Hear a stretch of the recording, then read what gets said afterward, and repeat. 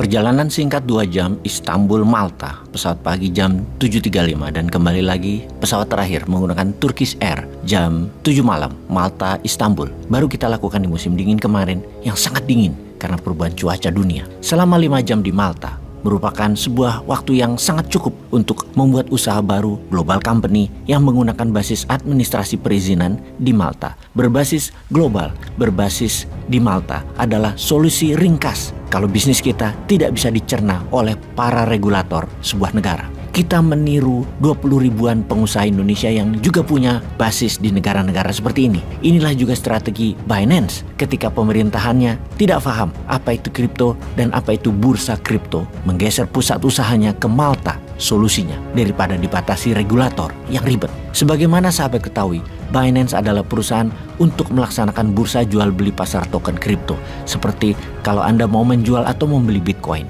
Ethereum, dan sejenisnya. Secara bisnis, saat ini Binance beromset per hari adalah $38 billion. Masih kalah sedikit dibandingkan New York Stock Exchange yang perputaran transaksi seharinya senilai $55 billion.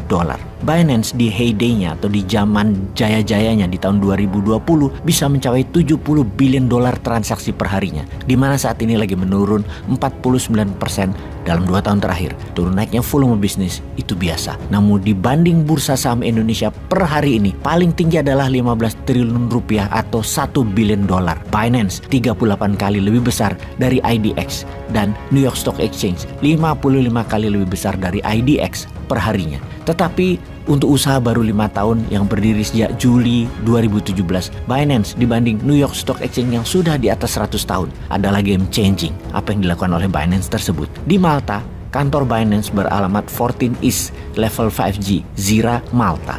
Kalau kita kemarin kantornya ya deket-deket situlah alamatnya, biar rezekinya deket-deket juga. Singkatnya dan mudahnya doing business di Malta membuat jam 10 malam kita masih bisa dinner sederhana di Istanbul. Namun harus cepat-cepat ke hotel karena tidak kuat dinginnya malam itu. Di sekitar 7 derajat. Cuaca dingin berubah coy. Hujan berlebihan, dingin berlebihan, salju nggak muncul, panas berlebihan. Cuaca yang menjadi tidak bersahabat ini sesungguhnya who's to blame sih? Balik ke perjalanan tersebut. Perjalanan singkat tersebut telah kita lakukan hanya untuk menandatangani dokumen perusahaan dan mengurus izin usaha. Yang di Malta hanya memakan waktu tidak sampai 5 jam. Selesai, langsung balik Istanbul. Strategi ini sengaja kita buka ke publik sebagai bentuk perlawanan terhadap kesulitan aturan-aturan kaku regulasi yang niat kita tadinya adalah solusi pembiayaan UMKM dengan kemudahan bisnis, cepat, dan tidak memerlukan regulasi yang ribet, namun tersering tertabrak dengan regulasi kaku, tua, dan administratif yang bukan Gen Z punya gaya bisnis. Wes, kita harus terus kreatif, melipir dulu, keluar sedikit, tapi kontribusinya tetap untuk membangun tanah air tercinta. Alasan di Malta, salah satunya adalah karena kita dapat membuat usaha, tak perlu nama ada diletakkan di perusahaan tersebut, itu kuno, old mind, kita pakai nominee saja, atau pinjam nama yang lain dalam kepemilikan usaha, dan keuangan juga pakai trust fund, nama kita bersih, clean, nggak punya apa-apa. Ini adalah semua strategi kalau kita akan menantang hegemoni. Di Malta semuanya bisa dilakukan dan sudah disiapkan.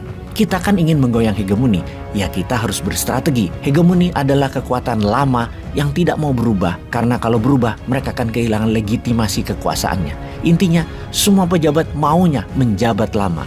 Semua penguasa juga maunya berkuasa lama. Semua incumbent maunya selamanya berkuasa. Dan itulah hegemoni. Kita mau mendistrap hegemoni. Kita mau mendistrap bursa saham dunia. Bukan bursa di Wakanda saja, tapi di dunia. Karena kita sejak 2018 sudah akan membangun Binance-nya Indonesia dengan underlying aset UKM.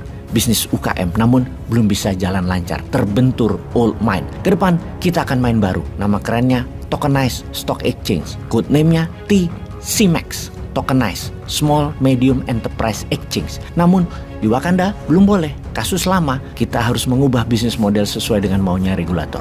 Ya nggak jalan baik lah, tapi kita harus tetap bergerak. Sederhananya nanti, wahai sahabat UMKM, urusan pendanaan versi baru sebagai alternatif baru yang Anda bisa pertimbangkan, ya model bisnis ini.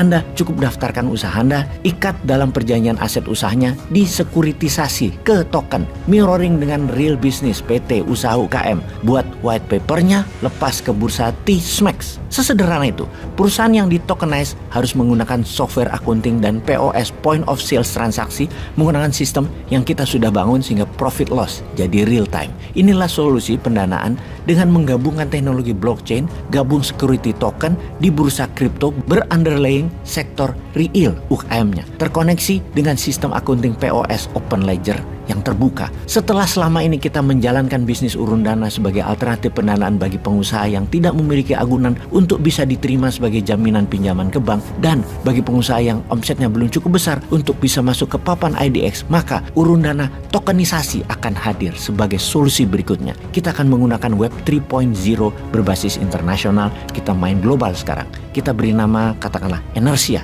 Energi Asia usaha tersebut, di mana pusat dunia akan ke Asia sebentar lagi, dan Indonesia centrum of gravitatesnya. Namun izin usaha ya global, tidak lokal lagi. Kehadiran Enersia sebagai platform urun dana tokenisasi aset adalah untuk meningkatkan kepercayaan investor dan kemudahan transaksi investasi. Dengan sistem blockchain security token, maka terjadilah disrupsi di dunia pembiayaan baru yang tidak ribet, tidak bertele-tele, dan aman, di mana kustodian, underwriter, sekuritas menjadi satu kesatuan dengan tetap menjalankan semangat blockchain, yaitu less regulator atau mengurangi kehadiran pengatur. Kedepannya, para penerbit UMKM dengan security tokenisasi pada sistem blockchain membuat lembaga kustodian tidak lagi diperlukan dan pasar secondary bisa dilaksanakan langsung. Pasar secondary token ini solusi sebagai sarana untuk capital gain dan sarana exit para investor. Keluhan terbesar investor selama ini yang belum diakomodasi regulator bisa terselesaikan, yaitu yang mana di tempat SCF hanya boleh menggunakan aturan pasar sekunder yaitu 2 minggu dalam 6 bulan. Dengan tokenisasi menjadi daily, menjadi harian, tokenisasi stok market penerbit UMKM adalah solusi. Blockchain adalah solusinya. Enersia demi dan atas nama keadilan persamaan peluang akan bekerja sama dengan penyelenggara tokenisasi dan pasar token atau pasar kripto Binance akan hadir untuk menjadikan solusi likuiditas di industri pembiayaan dunia. UMKM Indonesia, Malaysia, Filipina, Vietnam, Thailand, India, South Africa semua bisa langsung bergabung, dan Anda para investor bisa langsung juga meletakkan portfolio keuangan Anda di UMKM dunia. Sahabat semua, terima kasih atas perhatiannya. Semoga keputusan ini bisa menjadikan jalan keluar dalam solusi pendanaan alternatif UMKM yang terpercaya, cepat, dan saling diuntungkan. Tunggu tanggal mainnya. Tertanda pejuang ekonomi akar rumput.